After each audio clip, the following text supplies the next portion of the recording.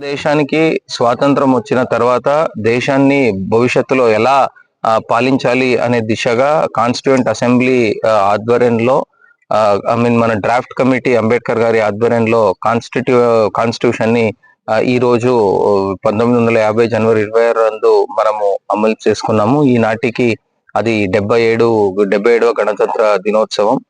ఈ రోజు మనమందరూ కూడా మన రాజ్యాంగంలో ఉన్న హక్కుల గురించి తెలుసుకుంటూ అదే సమయంలో మనకు రాజ్యాంగంలోనే అందరికీ కూడా బాధ్యతలు కూడా ఇచ్చారు. ఈ హక్కుల గురించి తెలుసుకోవడము, బాధ్యతల్ని నిర్వర్తించడము, ఈ రెండు దిశల్లో కూడాను ప్రతి ఒక్క పౌరుడు చైతన్యవంతంగా ముందుకు సాగినప్పుడు మన రాజ్యాంగం ఇంకా పటిష్టమవుతుంది. మనము ఇంకా దేశం ఇంకా ఎన్నెన్నో విజయాల్ని సాధించేదానికి అందుకునేదానికి వీలవుతుంది అని నేను కృష్ణా జిల్లా పౌరులందరికీ కూడా విజ్ఞప్తి చేస్తున్నాను.